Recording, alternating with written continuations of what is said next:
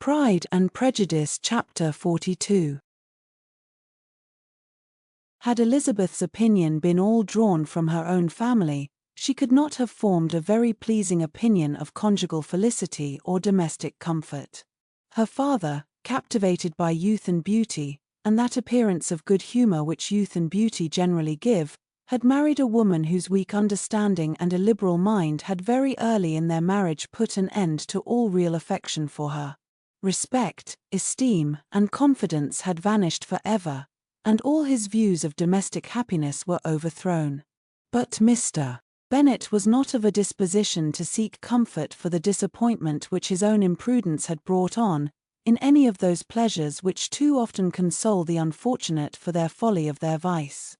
He was fond of the country and of books, and from these tastes had arisen his principal enjoyments. To his wife he was very little otherwise indebted, than as her ignorance and folly had contributed to his amusement. This is not the sort of happiness which a man would in general wish to owe to his wife, but where other powers of entertainment are wanting, the true philosopher will derive benefit from such as are given. Elizabeth, however, had never been blind to the impropriety of her father's behavior as a husband. She had always seen it with pain, but respecting his abilities, and grateful for his affectionate treatment of herself, she endeavored to forget what she could not overlook, and to banish from her thoughts that continual breach of conjugal obligation and decorum which, in exposing his wife to the contempt of her own children, was so highly reprehensible. But she had never felt so strongly as now the disadvantages which must attend the children of so unsuitable a marriage, nor ever been so fully aware of the evils arising from so ill-judged a direction of talents, which, rightly used, might at least have preserved the respectability of his daughters, even if incapable of enlarging the mind of his wife.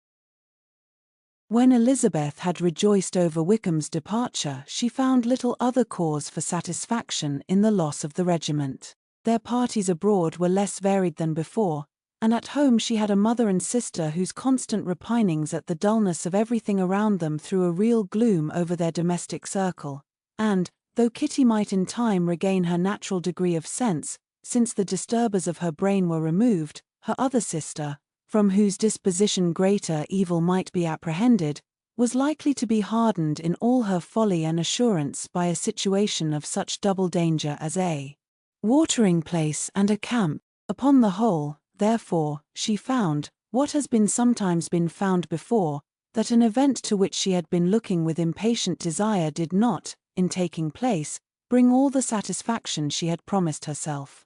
It was consequently necessary to name some other period for the commencement of actual felicity, to have some other point on which her wishes and hopes might be fixed, and by again enjoying the pleasure of anticipation, console herself for the present, and prepare for another disappointment. Her tour to the lakes was now the object of her happiest thoughts. It was her best consolation for all the uncomfortable hours which the discontentedness of her mother and Kitty made inevitable, and could she have included Jane in the scheme, every part of it would have been perfect. But it is fortunate, thought she, that I have something to wish for. Were the whole arrangement complete, my disappointment would be certain. But here, by carrying with me one ceaseless source of regret in my sister's absence, I may reasonably hope to have all my expectations of pleasure realized.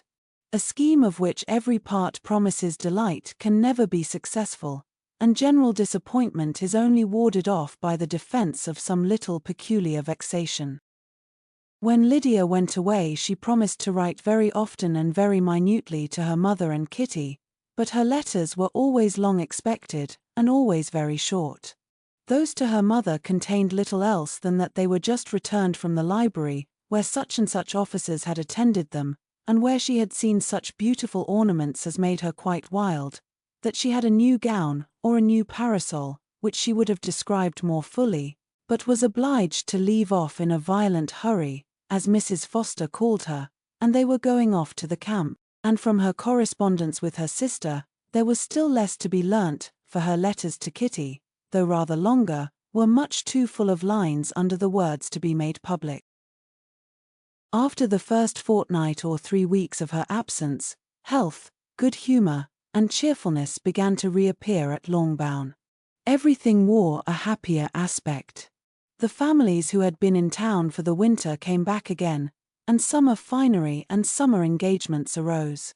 Mrs. Bennet was restored to her usual querulous serenity, and, by the middle of June, Kitty was so much recovered as to be able to enter Meryton without tears, an event of such happy promise as to make Elizabeth hope that by the following Christmas she might be so tolerably reasonable as not to mention an officer above once a day, unless, by some cruel and malicious arrangement at the War Office, another regiment should be quartered in Meryton. The time fixed for the beginning of their northern tour was now fast approaching, and a fortnight only was wanting of it, when a letter arrived from Mrs. Gardiner, which at once delayed its commencement and curtailed its extent. Mr. Gardiner would be prevented by business from setting out till a fortnight later in July, and must be in London again within a month, and as that left too short a period for them to go so far, and see so much as they had proposed, or at least to see it with the leisure and comfort they had built on, they were obliged to give up the Lakes, and substitute a more contracted tour, and, according to the present plan, were to go no farther northwards than Derbyshire. In that county there was enough to be seen to occupy the chief of their 3 weeks, and to Mrs. Gardiner it had a peculiarly strong attraction. The town where she had formerly passed some years of her life, and where they were now to spend a few days, was probably as great an object of her curiosity as all the celebrated beauties of Matlock, Chatsworth, Dovedale, or the Peak. Elizabeth was excessively disappointed. She had set her heart on seeing the Lakes, and still thought there might have been time enough. But it was her business to be satisfied and certainly her temper to be happy, and all was soon right again. With the mention of Derbyshire there were many ideas connected. It was impossible for her to see the word without thinking of Pemberley and its owner. But surely, said she, I may enter his county without impunity, and rob it of a few petrified spars without his perceiving me. The period of expectation was now doubled. 4 weeks were to pass away before her uncle and aunt's arrival. But they did pass away, and Mr. and Mrs. Gardiner, with their 4 children, did at length appear at Longbourn. The children, 2 girls of 6 and 8 years old, and 2 younger boys, were to be left under the particular care of their cousin Jane, who was the general favourite, and whose steady sense and sweetness of temper exactly adapted her for attending to them in every way, teaching them, playing with them, and loving them. The Gardiners stayed only 1 night at Longbourn, and set off the next morning with Elizabeth in pursuit of novelty and amusement. One enjoyment was certain, that of suitableness of companions, a suitableness which comprehended health and temper to bear inconveniences, cheerfulness to enhance every pleasure and affection and intelligence, which might supply it among themselves if there were disappointments abroad. It is not the object of this work to give a description of Derbyshire, nor of any of the remarkable places through which their route thither lay. Oxford, Blenheim, Warwick, Kenilworth, Birmingham, etc. are sufficiently known. A small part of Derbyshire is all the present concern. To the little town of Lambton, the scene of Mrs. Gardiner's former residence, and where she had lately learned some acquaintance still remained, they bent their steps, after having seen all the principal wonders of the country, and within 5 miles of Lambton, Elizabeth found from her aunt that Pemberley was situated. It was not in their direct road, nor more than a mile or 2 out of it. In talking over their route the evening before, Mrs. Gardiner expressed an inclination to see the place again. Mr. Gardiner declared his willingness, and Elizabeth was applied to for her approbation. "My love, should not you like to see a place of which you have heard so much?" said her aunt, "a place, too, with which so many of your acquaintances are connected. Wickham passed all his youth there, you know." Elizabeth was distressed. She felt that she had no business at Pemberley, and was obliged to assume a disinclination for seeing it. She must own that she was tired of seeing great houses. After going over so many, she really had no pleasure in fine carpets or satin curtains. Mrs. Gardiner abused her stupidity. "If it were merely a fine house richly furnished," said she, "I should not care about it myself, but the grounds are delightful. They have some of the finest woods in the country. Elizabeth said no more, but her mind could not acquiesce. The possibility of meeting Mr. Darcy, while viewing the place, instantly occurred. It would be dreadful.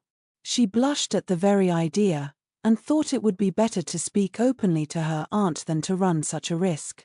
But against this there were objections, and she finally resolved that it could be the last resource, if her private inquiries to the absence of the family were unfavorably answered. Accordingly, when she retired at night, she asked the chambermaid whether Pemberley were not a very fine place. What was the name of its proprietor? And, with no little alarm, whether the family were down for the summer? A most welcome negative followed the last question and her alarms now being removed, she was at leisure to feel a great deal of curiosity to see the house herself, and when the subject was revived the next morning, and she was again applied to, could readily answer, and with a proper air of indifference, that she had not really any dislike to the scheme. To Pemberley, therefore, they were to go.